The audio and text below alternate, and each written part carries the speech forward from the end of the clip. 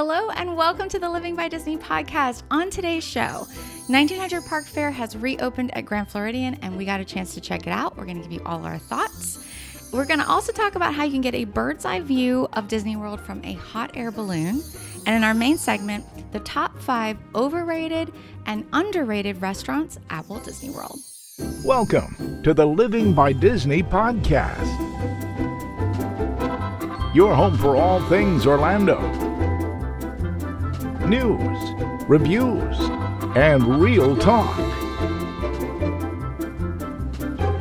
Helping make your visit to Disney World just a little more magical. Now, here's your host, Serena Lynn. Hello and welcome to the show. So nice to have you. Thanks for coming back and hanging with us today.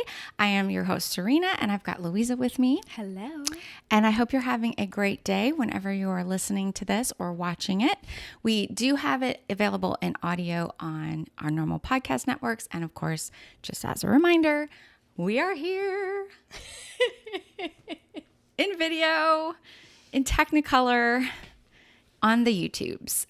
You also can watch us on video on Spotify. That's true. Yes, and I don't feel like I've mentioned that a lot, but Spotify has this like really cool way of doing video podcasts now. Yeah, it's integrated and Yeah. you can kind of watch it or not, or if you're like, oh, I want to see that, you can just kind of turn your phone. But Yeah. it's good. I had somebody, and people can leave comments there, or I put a poll in and I asked people how it was on Spotify, and somebody mentioned that they'd never used it before, but they were impressed. Oh, So if you're an Apple guy or girly, maybe try Spotify. I don't know. Yeah. You can get a free account at Spotify Yeah. if you don't use it typically, but I do like that it's like you can easily go back and forth from audio to video. Yeah. So if you get busy or something, if you just turn the screen off, then it just switches to just audio, which is nice. Yeah. So check it out. See what you think. But I would appreciate you hanging with us today. We have a fun show, a lot of food talk. So if you're hungry, Which you is might be. Synonymous with Disney. Yeah. Absolutely. I mean, I know for me, when I plan vacations, I plan them entirely around food, 100%. like where I'm going to eat. Especially snacks. I spend a lot of time on snacks. That's the best. Sometimes I'm like, know. it's really hit or miss with me if I feel like sitting down. It takes so much time. It takes like I know. it takes a more chill person to be like, we're going to spend 2 hours sitting. I feel What? like we have so many opportunities that we talk about how not chill we are. And it's funny how often that comes up. It's just because it is really, Disney just kind of accentuates that in a certain way. It does. Yeah. It does. But I love Disney's restaurants, and we'll talk about that. But there's a couple on my list that used to be in my top 10. I've talked about Disney World restaurants for years, and I've always had like my top 10 like must-dos, and a couple of them that used to be on my must-do list have dropped to my overrated. Yeah. And I'm very sad about it. But the people need to know. That's right. I need to tell you so that you are fully prepared and you know what you're booking and you make decisions wisely. So we're going to get into that. First, we're going to talk about the weekly news. So let's dive into that.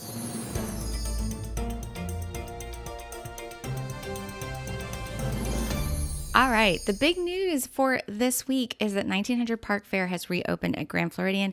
It was closed for years. It never reopened after the closure. We kind of thought it just maybe wasn't going to come back. It has reopened, but with very different characters and like kind of a whole new theme to the meal. And we tried it out and I really liked it. I'm really excited to tell you about it. So 1900 Park Fair is like the Grand Floridian, and one of the best things about it is the location. It's right there at Magic Kingdom, so everybody's going to visit Magic Kingdom. So getting that fit into your normal like touring is really easy because it's right there on the monorail. It's one stop away from the park, and it's also really nice because if you decide to start your day there, you can have breakfast at 1900 Park Fair, and you're really close to Magic Kingdom. They do breakfast and they do dinner. So originally 1900 Park Fair was 2 different character experiences. The breakfast one was Breakfast with Mary Poppins, and it was classic. The restaurant had like a carousel theme. So it really fit with her in her carousel, sort of montage that she does in Mary Poppins. And she had Victorian, her white. Yes. Yeah. That white and red dress, which is just so beautiful. She was iconic. And then there was also Alice and the Mad Hatter, and usually some other character that would kind of change around. That was the breakfast. And then dinner used to be the Tremaine family. So you would have Cinderella and the prince and Lady Tremaine, who was like Cinderella's stepmother, and the stepsisters, Anastasia and Drusilla. That was one of my favorite character meals of all time. And mainly because they're such unique characters. And anytime we've talked about this, villains, Disney, villain anything, we will show up for it. Like, having the Tremaines there and their interaction with Cinderella and the prince was priceless. So that's what it used to be. It has now reopened, and they decided to go in a completely different direction with the characters and the theme. So the theme of the whole meal is called the Wishmakers Enchanted Dining. And all the characters on both meals, whether it's breakfast and dinner, are the same. So you're going to get Mirabelle from Encanto.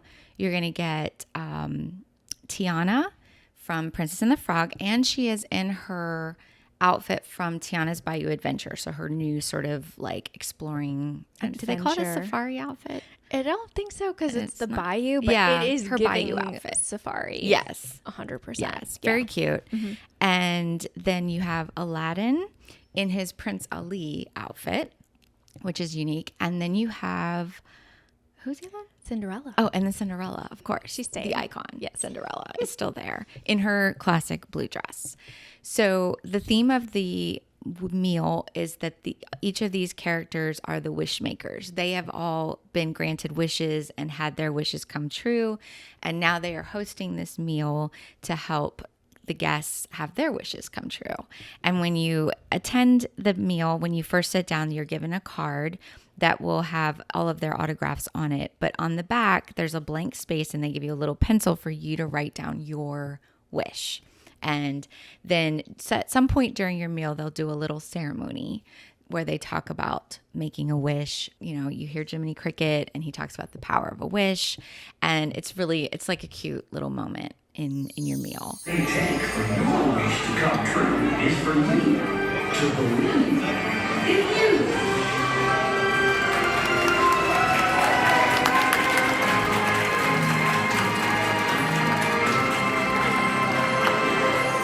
And so when the characters come around, they visit at each table. So all four of them, I think they were really good. I think all the character interactions were top notch. I think they looked amazing. I think that they had a lot to talk about. They were very chatty. They're all four very chatty characters. Yeah. So I think that's kind of That was a nice. lot of pressure. I'm just going to tell my fellow introverts that was a lot.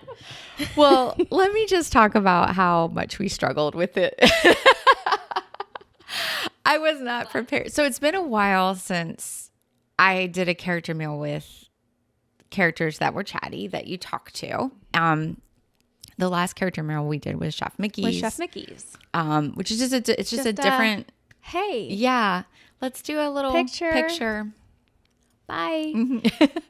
This meal, I love the theme of wishes. Very magical. Yes. I loved the little ceremony. But the theme was wishes, and so that was a topic of conversation, and that nearly sent me into a full existential crisis. Hello, everyone. So good to see you all. Welcome. Now, you must have come here because you heard we're all about granting wishes here. Is that what you're here? What were the wishes that you wanted? Thank you. Oh. Take it away. Well, when someone comes Aladdin, up, yes. When Aladdin is like, "What is your wish? What are your wish? What are you wishing for?" I was like, "Oh my God, I don't know." I know, and you're thinking. It was so funny. You totally froze up. He comes up and he's Aladdin, and he's in this cute little outfit, and he's all like, and he was a really good Aladdin. He sounds amazing. I was He's the perfect. least excited to meet him, but he was my favorite. He was fantastic. Yes. And Aladdin is he's got a lot of charm, and he's very chatty. And he was like, "So ladies, tell me, what is your wish?" And we were both just like, I don't know. You know, we're thinking like, how deep do we go here? I know. Like, are we It's like, how, do you? I think you said, how long do you have? It's like, this is a big question to ask Deep. in the middle of a. We did not have any cocktails. This is Yeah. just us off the cuff where we're like, Yeah. oh my gosh, Aladdin, I just realized that my life has no meaning. Yeah. Like, I'm really, going to have to get back to you on this. And I think you kind of just said, I don't know. No. And I was like, I said, what's your wish? And he said, oh, well, My life is full. I have love. I have friendship. Genie granted my wishes. I have everything I could want. I know. And then It's like, oh, we're like, wow, no, that's so good. that's- I'm happy for you. yeah, it's really great. But then he said, but my biggest wish is to like be here with you all. Have all of your wishes come Yes, true. have all of your wishes come true. And I said, wow, that's a good answer. Yeah. That's That was good. not That was ours. really good. Prince Ali is like, he's doing the Prince thing. That was a really good answer. Then we tried to take a selfie with them, which we're the most awkward. I don't know. I've just never been cool with characters. I was like, and I'm just full stop. I've just never been cool. No, but at one point, Louise is trying to pull up and get it to flip, and she can't get the thing to the camera to flip, and then it was not a photo; it was a video, which we'll have to see if you have it. I have it. We'll have to put it I have up here. It's gonna just. All right. Oh, I did have it on video. So there we go. Goodbye, friends. I think at some point we did a thumbs up. I think you may have done finger I guns. did. Did you do? I did. Like he was walking away. We're like, Gigi. Oh, I'm sorry, It was Aladdin, a that you had to lot. go through that. After I was like, how many characters Yeah. are there at this meal? I just couldn't. My recommendation is eat as soon as you get there before You're gonna the need characters come sustenance to- because Yeah. They're there so will be fun, no though. eat. It was so fun. They're really I was fun. It's just that I just think, some people are really good at meeting and talking to characters, and then there's us, It's not. Yeah. and we're not.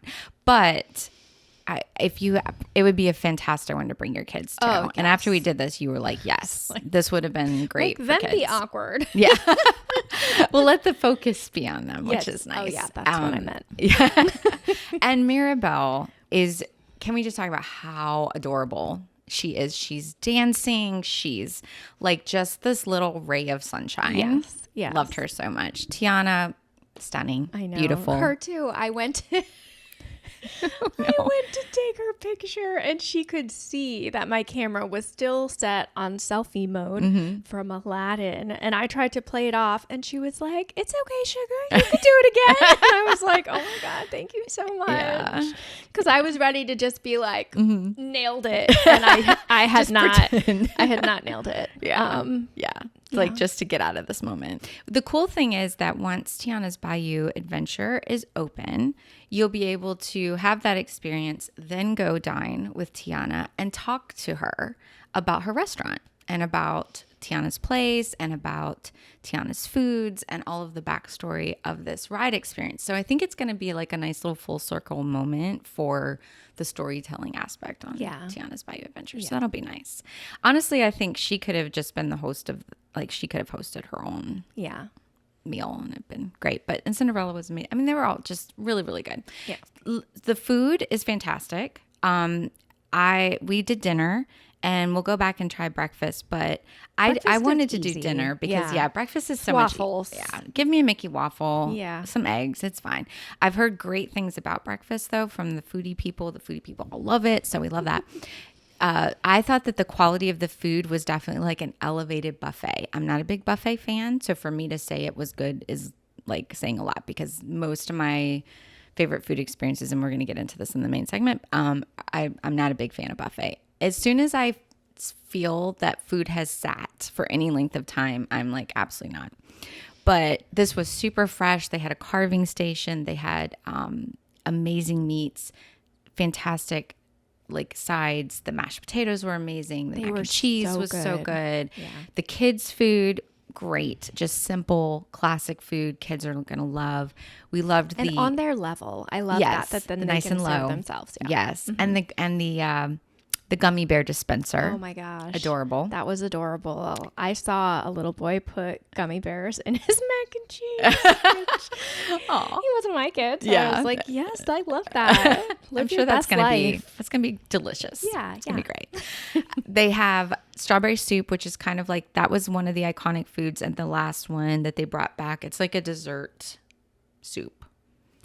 It's kind of hard to explain, but it was very tasty. But it was good. Yeah, it was fine. Yeah. Yeah. I thought the other desserts were really good. Oh yeah, they had a lot. They of had like a cute warm desserts. chocolate lava cake. Yeah, that had this like vanilla anglaise sauce. They had a little almond tart with sea Yes. salt and a little chocolate medallion.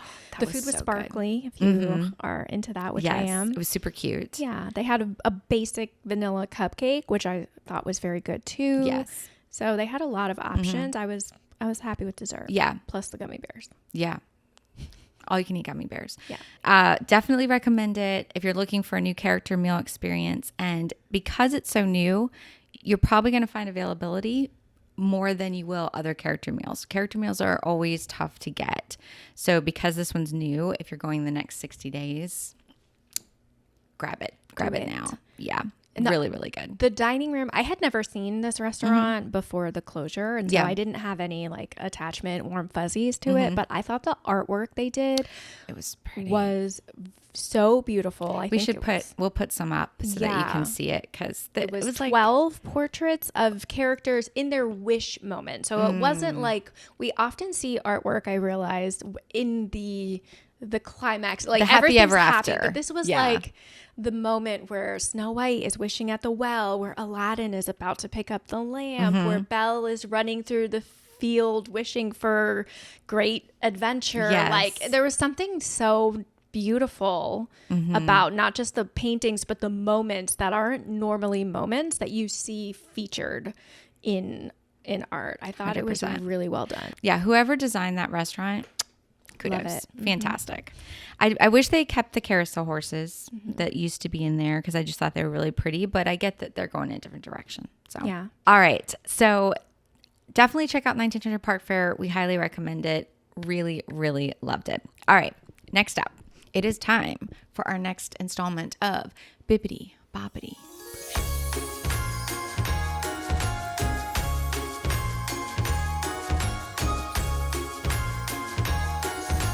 All right, it's time for Bippity Boppity Bougie, where we discuss the extras, the add-ons, the things that elevate your Disney experience that you may not know even are options. And today, we're talking about a hot air balloon ride, which you may have seen if you visited Disney Springs. There's a giant hot air balloon, so it is hard to miss. And it's something that they've offered for years at Disney Springs. And believe it or not, I had never done it.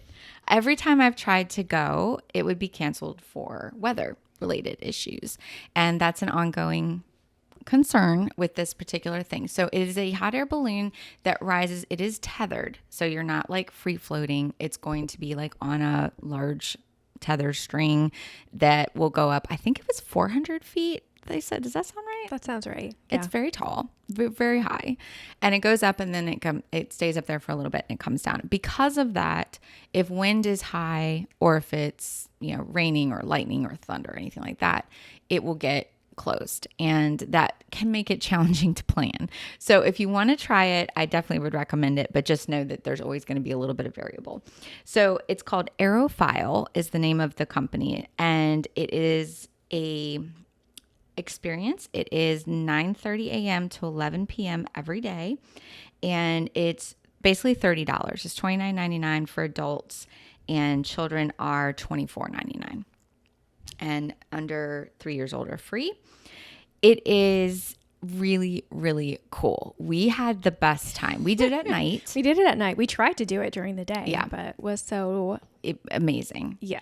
You can see everything. And if you manage to time it during a fireworks show, that would be bonus points. But I don't know. I would like to try it during the day. You're going to see more and see farther. But of course, at night, the lights are so pretty. But definitely recommend this. I just think it's a really cool experience. Felt very safe, although the the guy who was the host was quite a character. He starts off by saying, like, welcome to the airfoil balloon. My name is Crash. We're like, cool. Which it had been closed for wind for most of the evening Most while of we the were day. there. And it actually, the sign still said closed for wind when we got on. Yeah. And so I was a little bit like, He was like, it'll be fine. fine. My name is Crash. What could go wrong? I know. It was great. But no, definitely recommend it. I think that's really fun. And we did this as part of our 24 adventures in 2024. So if we haven't told you guys about this, we decided to do that for this year. So we started at the beginning of the year, 2 things every month that we're calling an adventure because we say it is. It is. And if it's something new that we haven't done, it could be small, it could be big. It's an adventure. And that just makes everything more fun when you call it an adventure. And we are doing pretty well. We're going to do shortly when we get to like the full like quarter year mark, which is very soon. I think it's like 2 weeks away. We're going to do like a recap of like Need where a we're at little so far. accounting. Yeah. This is happen, a little accountability for reconcile. us. Yes. Absolutely. But we would love for you guys to do it with us too. Yes, please do. And Yeah. please let us know. You can DM us or tag us or call the us know what number you're doing. and just let us know how it's going. Yeah, we're very curious. But I've heard from some of you that you guys are doing some different things and doing things locally, and we love to see it. It's very cool. All right, we're going to take a quick break and hear from our partners, and we'll be right back.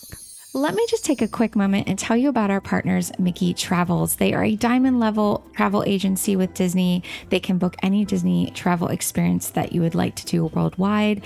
And to get diamond level is not easy. They are at the top of their game here. And in order to get this level of experience, you're going to want to go with an agency like this. Their agents are absolutely incredible and can take great care of you, getting anything that you want booked, but also getting those prices and deals. Disney has been releasing a lot of good discounts lately, but you need to find the one that works best for you and make sure that you've got the best deal that you can, and they're going to be able to help you with that, as well as resort reservations, recommendations, dining help, and even booking these extra things like we've been talking about with the lightsaber experiences and other things like that. They can recommend all of those as well. Make sure you check them out at MickeyTravels.com or check the link in our show notes. And now back to the show. All right, welcome back to the show. Let's talk about overrated and underrated restaurants at Disney World. So this is a list we've been working on for a little bit. Restaurants change a lot and ratings change and quality goes up or goes down. New things come open and then that just sort of changes. I mean, if you've got a new great option, then maybe some of the other options don't become as appealing.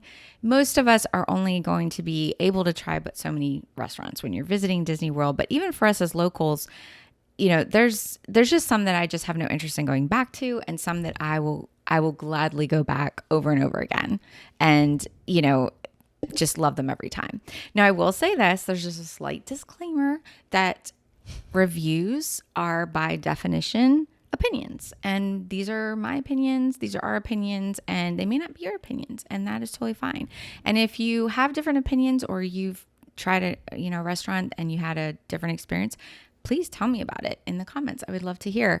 I do listen to different feedback. It always really helps me to know kind of where people are at, because sometimes you get a one-off. You can just have a one-off experience that's really great. You just hit it right. You got the best server, you got the best chefs in the kitchen, whatever. And then other times the opposite can happen where you hit it wrong. Yeah. And it was just they were not having a good day. And sometimes you just need to go back and try again. Yeah. Which we do, And when anything's super new, I'm always going to give it a little bit of grace because it always takes a while to kind of get a groove. But we're going to start with the overrated. Now, in looking at overrated, I'm going to hone in on restaurants that I feel are thought of as being really great that I don't think live up to the hype. So I'm not going to mention restaurants that there's a lot of restaurants that we just don't hear a lot about. Nobody's really singing their praises.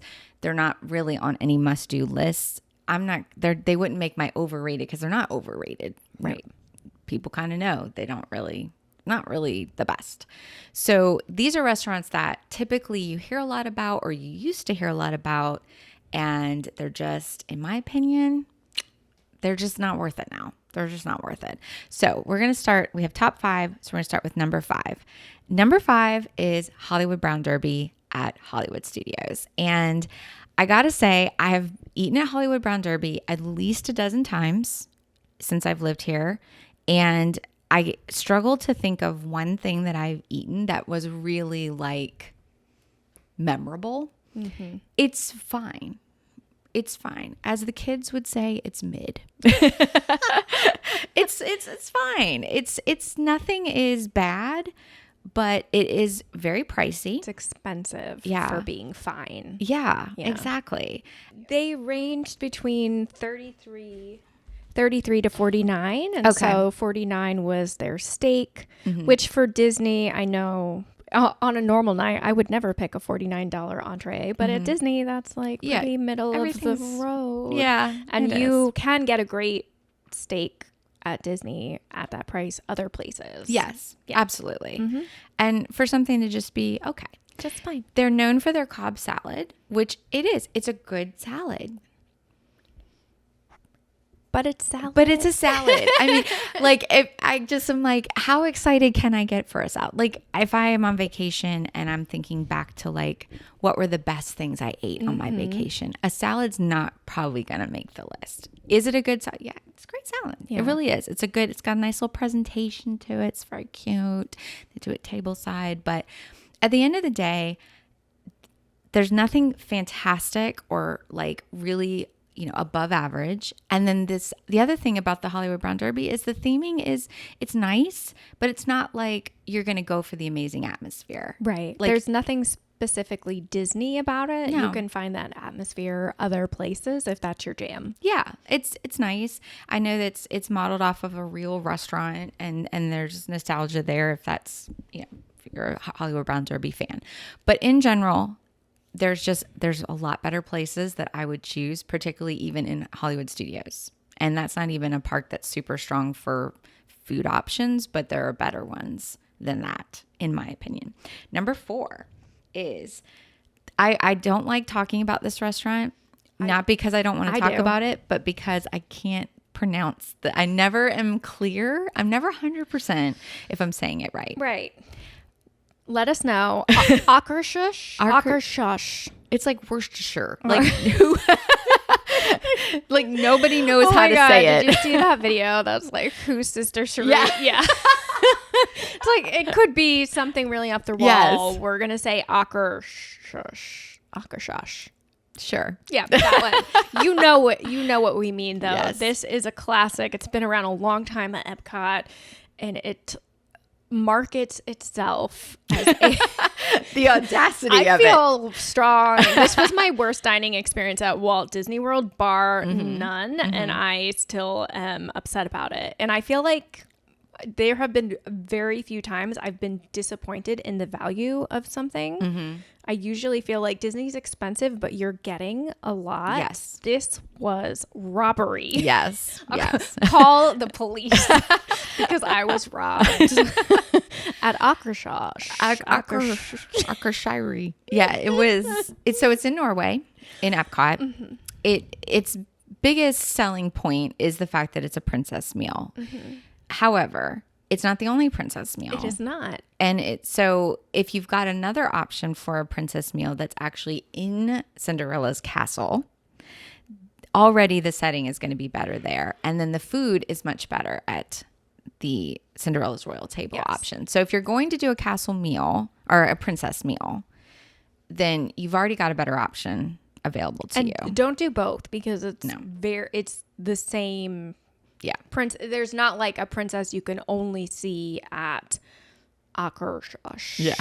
I believe it's hosted by Belle, which Magic Kingdom, eat at Cinderella's Royal Table, go over to Enchanted Tales with Belle. Done. Belle usually doesn't come to Cinderella's Royal Table, but all of the other princesses do. Yes. Go there. This is lunch and dinner. Breakfast is $55 for adults and $35 for kids. Lunch and dinner is $67 for adults, $43 for children. And let me just tell you why I don't like Yes. Akershosh. Please tell us. Because this is a Norwegian style meal for children.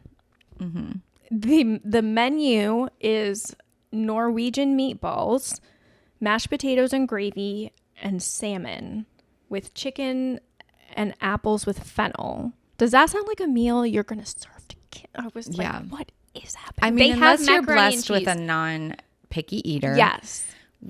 I was not. You were not. I But was not. if you have one of those and they're great, but still, it's not going to be something a kid's going to be excited to eat. Right. Like, was the food fine?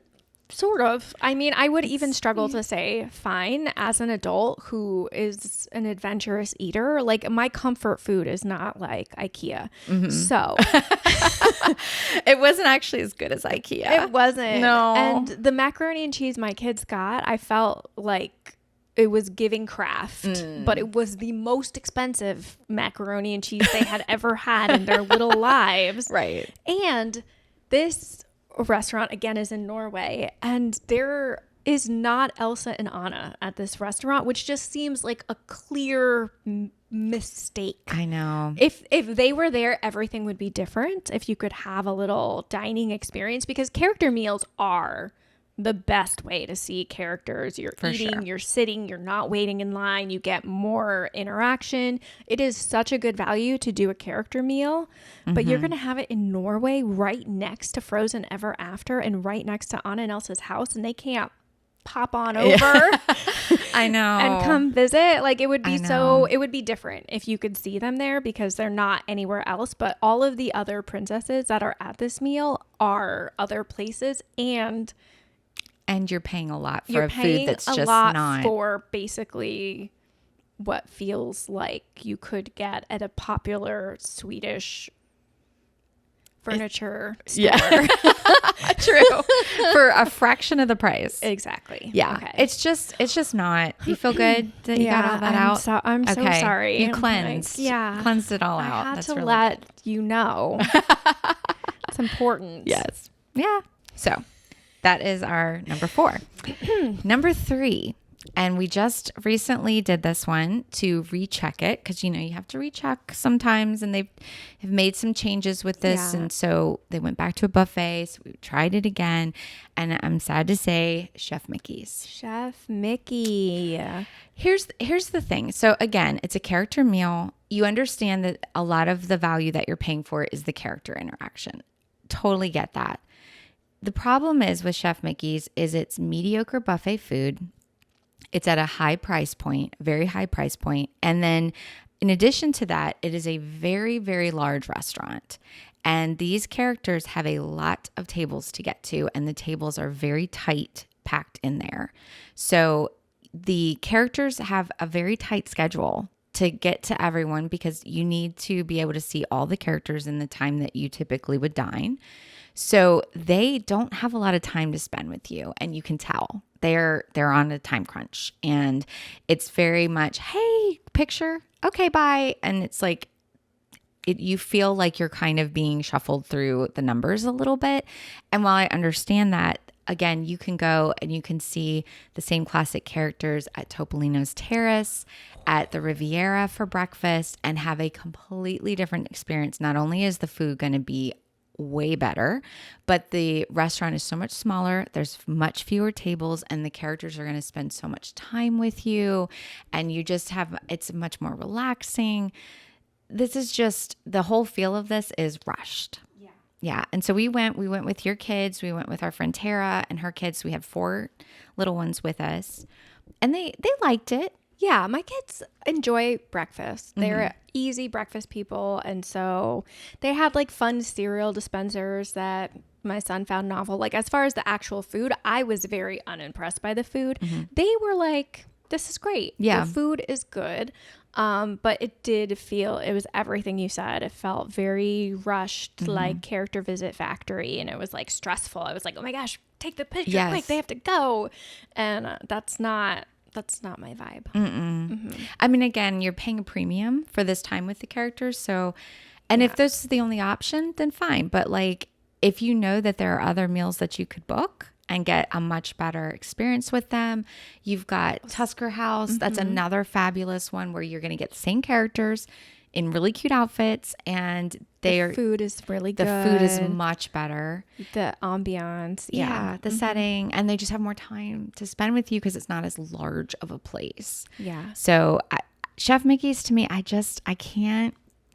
It's not it for me. The food, again, the buffet food, a lot of it feels like it sits there a while. It's under the heating lamps. It's just, Yeah. And it's the same price as these other character meals. It's $54 for an adult for breakfast and $66 for dinner. So there's it's not like you're getting any kind of savings for doing your meal this way. So definitely Tusker House. Topolino's Terrace is my number one. yes. And that one is hard to get into. Yes. Because it's smaller. Because it's smaller. It's same with Cinderella's Royal Table. Yes. Like, Although I feel like it's changed so much since they allowed the 1 hour cancellation is that people aren't as the feverish. 2 hour cancellation. 2 hours. Yeah.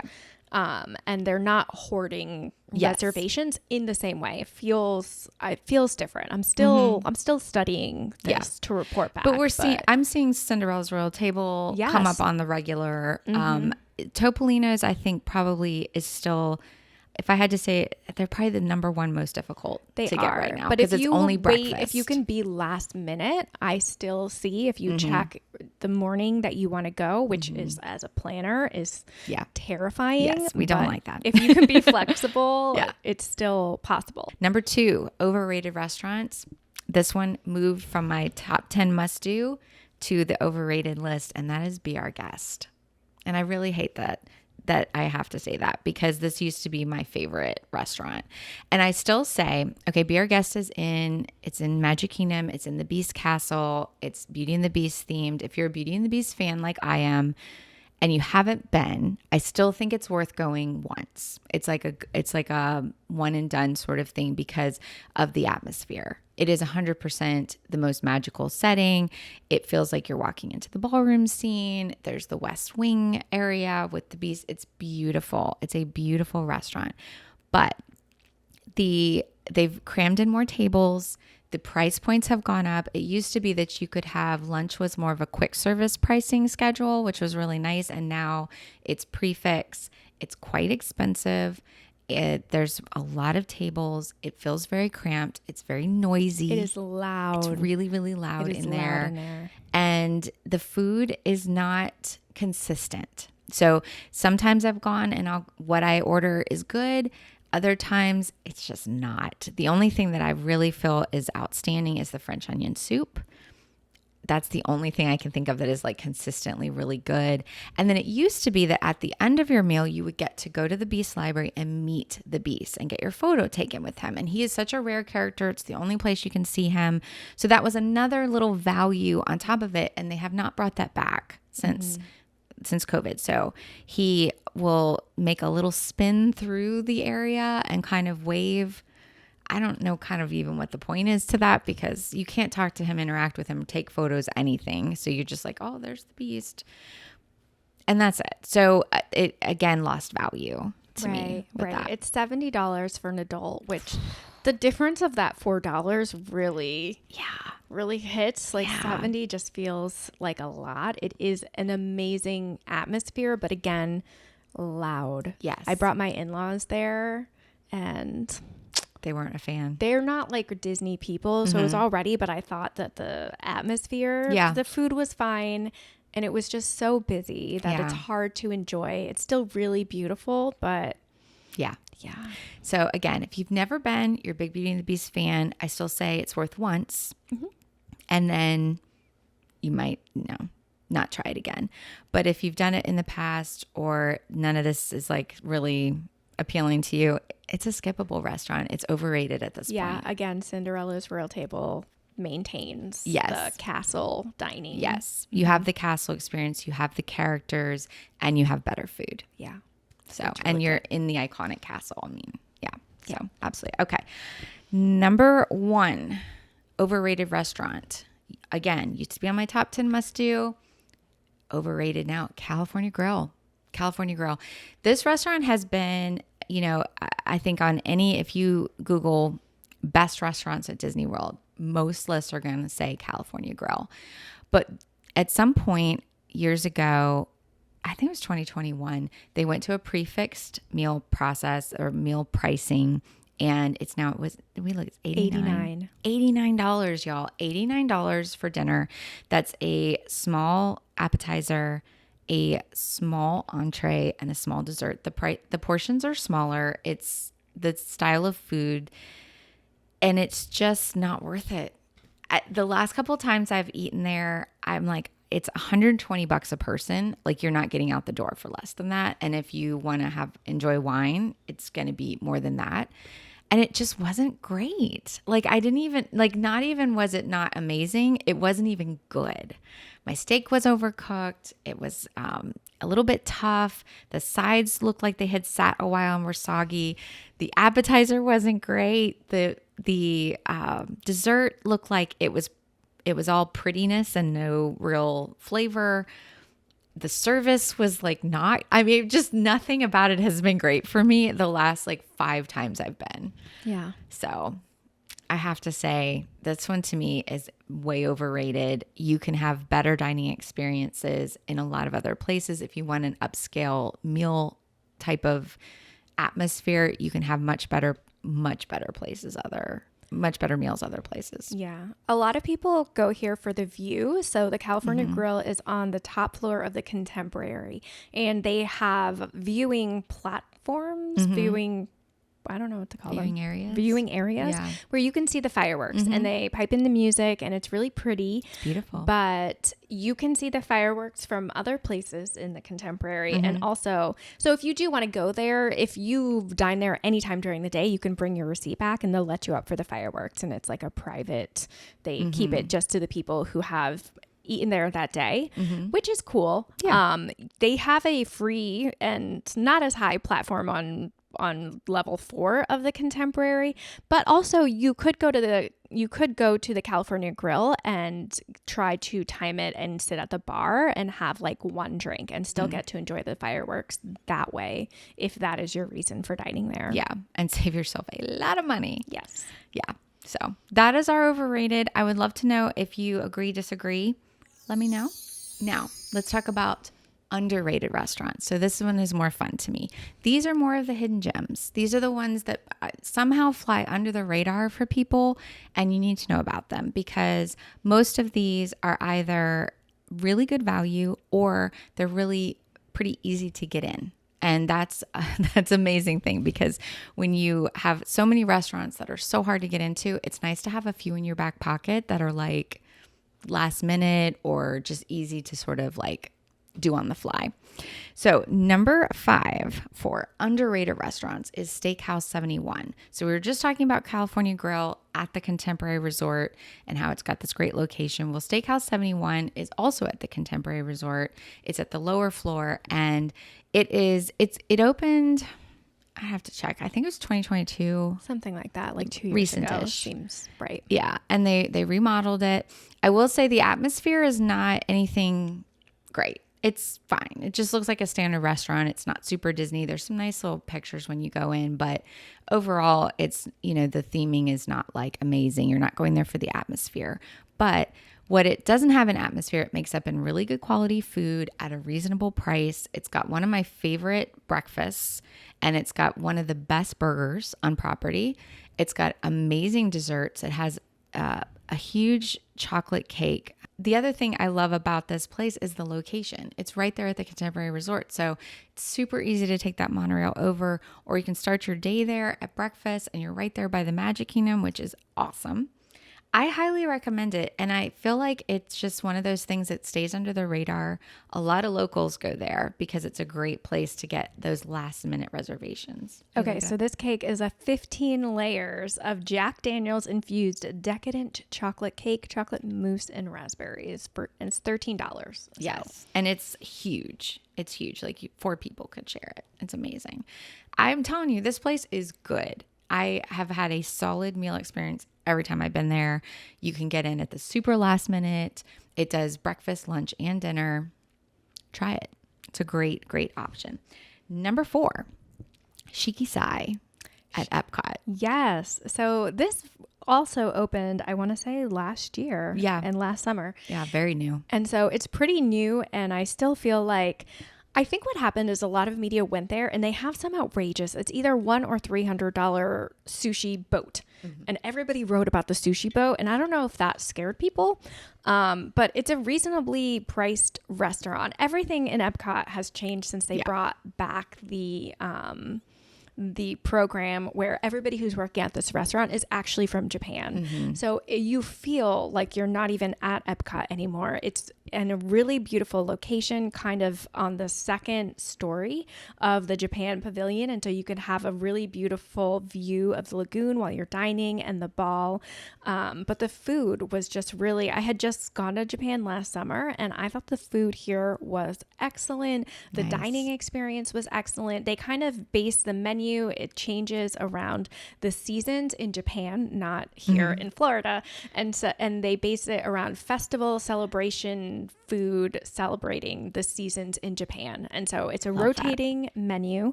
And we had some of the cocktails and they were really solid, but the food was very reasonably priced to me. They had a kid's bento box, which I got as my entree because it was so big.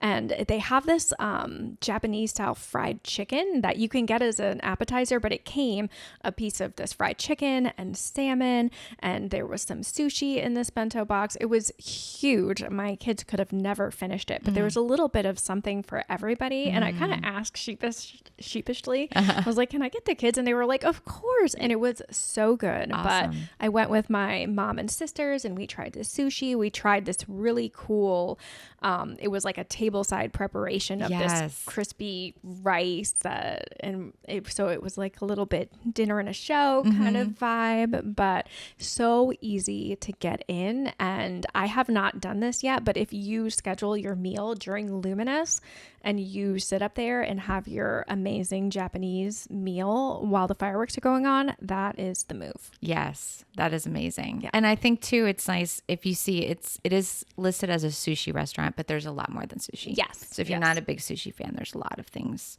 that you could have there. And I think too, just the atmosphere, it's like, it's calming. Yes. So I feel like when you're in like the hustle bustle of Disney, it's like that nice, like, yes, 100%. And that is my vibe. It was like quiet, peaceful, Zen. Grounded, gentle. Yeah, a perfect music little playing. oasis. Yes, you just feel like it's a nice little getaway. And this is not to be confused. We posted a video on TikTok about this, and there is some crazy expensive Japanese restaurant in Japan. Takumi Thai, I think it's called. And that's very, very different dining experience. And this is a different restaurant. Yeah. I feel like a lot of they're people, getting confused. Yeah. Yeah, absolutely. Yeah, Shiki Sai, check it out when you are at Epcot. It's always got availability, almost always. And of course, we're talking about it now, and we had a couple videos go big with it. So sorry, but get in on it now. Yeah. But we tell you that to say it's really a good. And I like it with so many restaurants becoming more of like a prefix meal. I love being able to choose a la carte. Yes. Because I snack a lot when I'm at Disney. So I don't necessarily want a big meal every time. And I don't always know if I'll want it when I book it. So I like being able to opt for like an appetizer or something smaller. Because sometimes you just need an air-conditioned break where, you could sit down and maybe share an appetizer and you just want a place to sit. And so when you have a regular menu, you can do that. Absolutely. Absolutely. Number 3, underrated restaurant, Skipper's Canteen at Magic Kingdom in Adventureland. This one just consistently is under the radar, and I don't even know why. Like, it's so good. It's the technical name is the Jungle Navigation Company Skipper's Canteen. I think that's it. It's a really complicated name, but Skipper's Canteen is what we'll call it. It is in Adventureland, and it's the one that's themed off of the Jungle Cruise. And so the idea is that the Jungle Cruise skippers come over and they work shifts over at the canteen, and that this is where they are gonna it's like their little mess hall area. There are tons of hidden Easter eggs in the restaurant. We actually did a video on it, so I'll try to remember to link that for you guys if you're interested in kind of deep diving into it. But the food is amazing. It's also a la carte, so you can kind of choose how much you want to order. There's many entrees that are very shareable. It's one of the few places in Magic Kingdom you can get beer or wine or cocktails, which is sometimes a nice thing. And I think the food is amazing. I also love the fact that the servers have the skippers, like the corny jokes. They're always kind of, I'm usually like late to the jokes. So like, I feel like by the time they walk away, I'm like, oh, I get but it's really, really fun. And I highly recommend it. And it's also really easy to get a reservation. It's just one of those that for some reason, I don't know, people don't remember it's there. I feel like every time I'm standing next to Sunshine Tree Terrace, I'm like, oh yeah, There's a restaurant. Yeah. It's a whole restaurant right there. Yeah. Right across from the treehouse. Yeah. So definitely put that one on your list, especially if you're looking for a Magic Kingdom restaurant and you're having trouble getting into some of the more popular places there. That's honestly one of my favorite places to eat at Magic Kingdom. And so number 2 in underrated restaurants is Splitsville. I think this is going to surprise a lot of people because it sure surprised me. Yes, it's a bowling alley in Disney Springs. That seems completely crazy, but I'm telling you, don't sleep on this place. It is one of the best hidden gems in all of Disney World. Splitsville has an amazing menu of really like a huge variety of foods and some of the best food that I've had at Disney World, including cocktails. They have lunch and dinner. It's really easy to get a reservation. You do not need to bowl to eat there. It's a restaurant and a bowling alley. So it does both together. There's also an outside bar area that kind of wraps around that whole building in Disney Springs. So if you're just looking for a place to go and get a quick cocktail, that's a great place to do it. They have pizza there that's fabulous. We love the pizza. They're sort of like a flatbread pizza. The sushi is amazing. It's like a bowling alley sushi. Like I feel like that is like what not to do. Like don't order sushi from a bowling alley, but I'm telling you, it was so good. I'm trying to remember. I love the Aloha roll. There's a crab rangoon roll that's amazing. Crouching Dragon and the volcano roll. I'm going to put some video up so I can show you guys some of what we tried. It was so tasty. They have an amazing burger. They have sliders. They have full-on entrees. There's a tuna poke bowl that's amazing. There's steak and fries that are really good. And the desserts are fabulous too. They do a tableside root beer float, which is just kind of fun. Yeah. And the cocktails were delicious too. My favorite cocktail was the key lime cocktail. It's like key lime pie in a cocktail. And the top is topped by like the almost meringue that's on top of the key lime pie. It was so good. So good. Do not sleep on this place. I'm telling you, some of these sushi rolls are huge and they're under $20. The prices are really fantastic. If you're going to Disney Springs, Splitsville, I'm telling you, if you try it, tag me. I want to know what you think because I just felt I've got to do a social media post on it to talk about it too. But you guys are hearing it first, so. Man, I'm getting hungry. Yes, I know, right? Definitely try it. All right.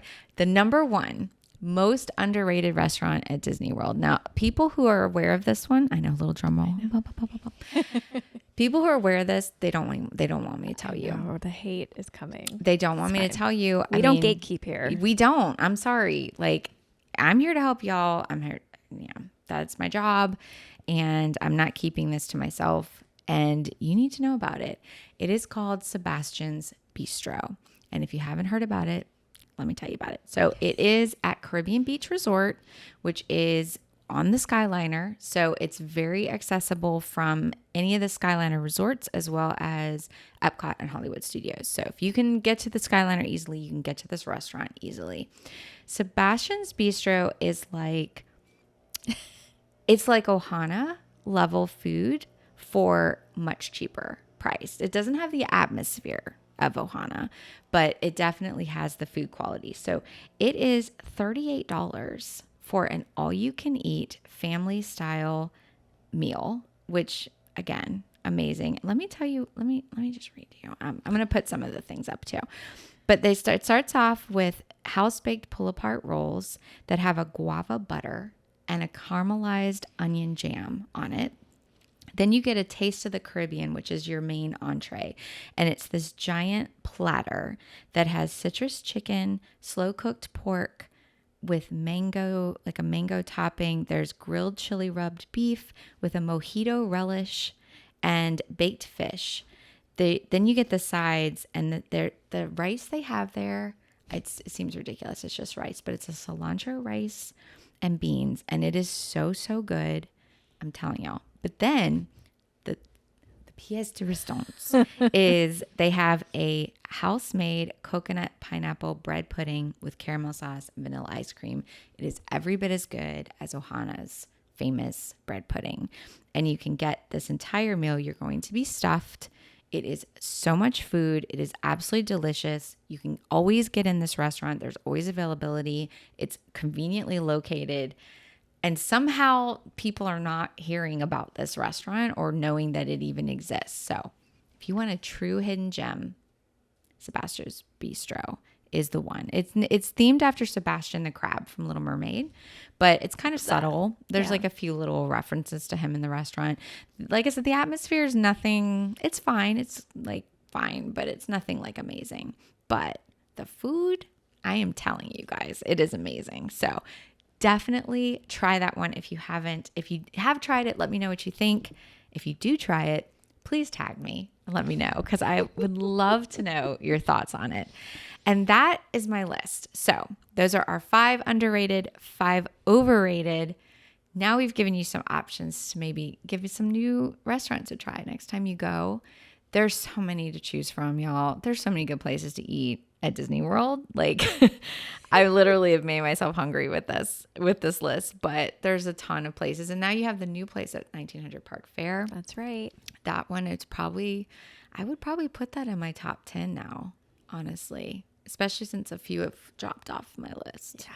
So space has become available. Yes. Yeah. Yes. There's vacancy now, but yeah, there's some really great ones. And at some point I've done a top 10 must-do restaurants list about a year ago, but we need to update it. So we'll follow up with that. And if you guys have anything that you would add on your must-do restaurant list, leave me a comment and let me know.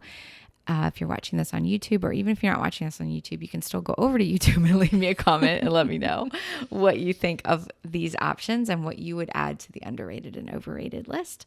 And that's going to do it for us. We appreciate you watching, appreciate your support here. If you know anybody who likes Disney stuff, share the show with them. That helps us tremendously. Like, that word of mouth is always the best way to grow online. And if you are enjoying the show and you know somebody else likes Disney, they probably would like the show too.